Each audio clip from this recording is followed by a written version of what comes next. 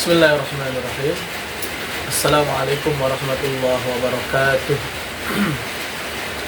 Alhamdulillahirabbil alamin wassalatu wassalamu ala asyrafil anbiya'i wal mursalin sayyidina wa maulana Muhammadin wa ala alihi wa sahbihi ajmain. Amma ba'du. Para pemirsa budiman dimanapun berada, mudah-mudahan dalam keadaan sehat walafiat dan dimudahkan segala urusannya, terutama urusan beribadah kepada Allah Subhanahu wa Ta'ala. Salawat dan salam semoga terus kita limpahkan kepada suri tauladan kita, yakni Nabi besar Muhammad Sallallahu Alaihi Wasallam, begitu juga kepada para keluarganya, sahabatnya, dan pengikutnya, dan kita selaku umatnya mudah-mudahan berikan syafaat di yaumil qiyamah nanti. Amin ya Allah ya Rabbal Alamin. Pada waktu kali ini yang terakhir ingin sedikit bercerita satu cerita yang singkat, mudah-mudahan bermanfaat buat saya dan juga buat para pemirsa dimanapun berada. Untuk memulai acara menjelaskan kisah ini, aku terakhir ingin tahu antum kalian yang menyaksikan, tulis di komentar dari asal mana saja, boleh dengan namanya atau tidak perlu, boleh dengan nama alamatnya saja, kemudian apa manfaat di dalam kisah ini boleh kalian simpulkan dengan bijak dan dengan sederhana saja. Sebelumnya apakah ingin minum kopi dulu, karena kopi itu bisa membuat situasi rileks atau membuat situasi mencair.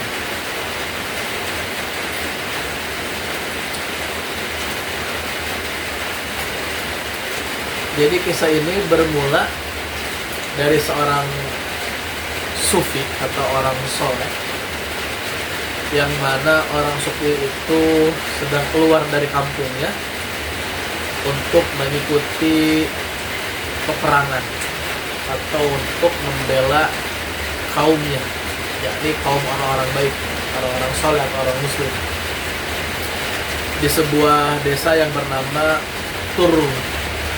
Turtus. Ketika keluar dari kampungnya menuju medan perang, maka di belakangnya ada seekor anjing yang mengikutinya. Bukan berarti untuk mengikuti perang, tidak, tetapi untuk mencari makan juga itu seekor anjing. Lama kemudian tibalah di tempat tidak jauh dari perkampungan si orang sufi tadi. Nyampe di tempat kancah perperangan dan yang lain sedang perang, dia sengaja untuk mengambil waktu yang tepat keluar dari sarangnya atau keluar dari tempat persembunyiannya, yaitu di tebing-tebing. Kalau di tebing agak sedikit tinggi, maka orang sufi tadi melihat seekor anjing sedang mencari makan. Ternyata benar ada hewan yang tergeletak atau disebut dengan hewan yang mati atau sudah bangkai, dia sedang mau makan.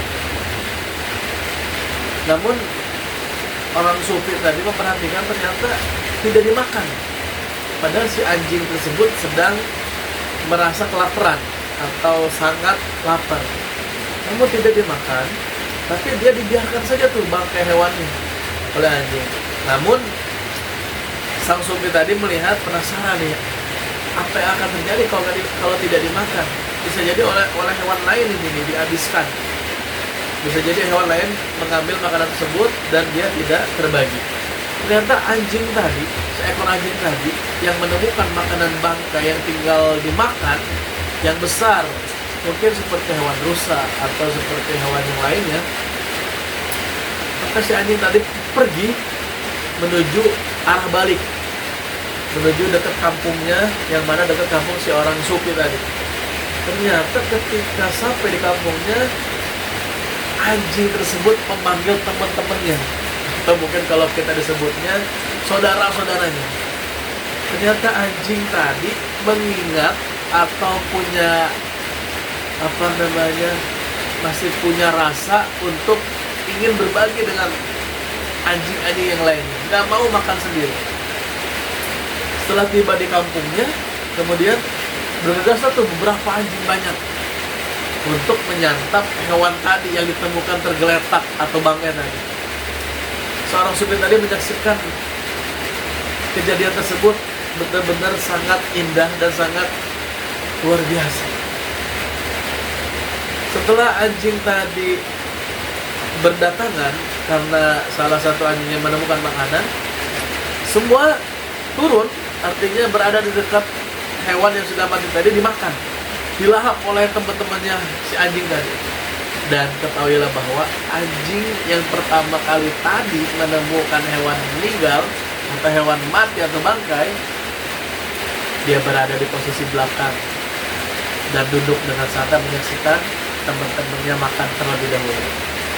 Setelah teman-temannya kenyang makan beres, tinggal tersisa tulang dan sedikit-sedikit daging yang berserakan, maka si anjing yang tadi di belakang baru makan.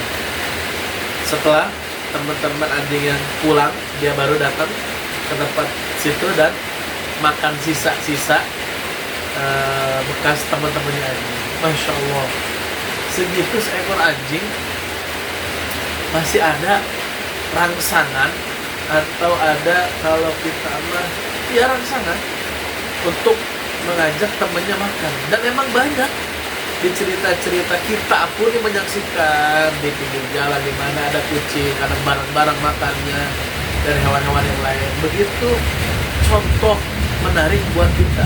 Segitu saja hewan, anjing, masih ada peduli dengan orang lain untuk berbagi.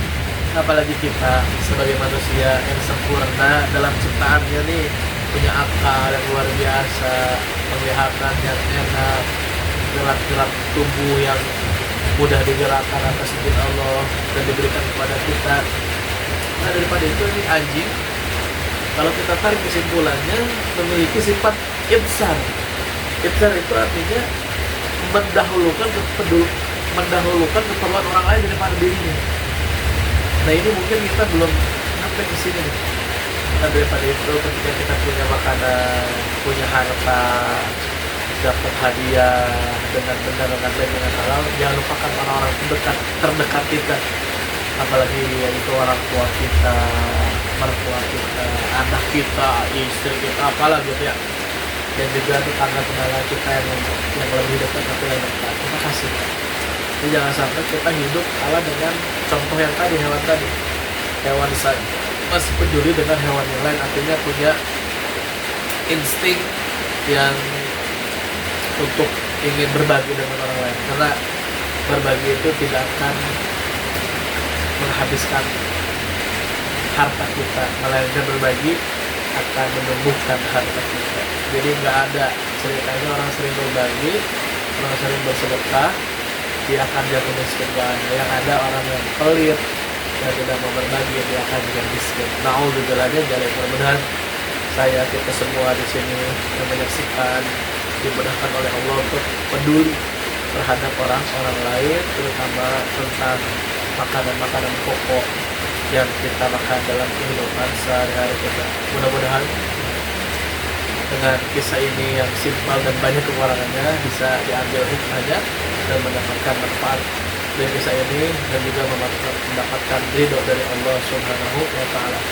Namun yang perlu diingat adalah lakukan kebaikan tanpa kita ucapkan terus-menerus atau tanpa kita ingat terus-menerus.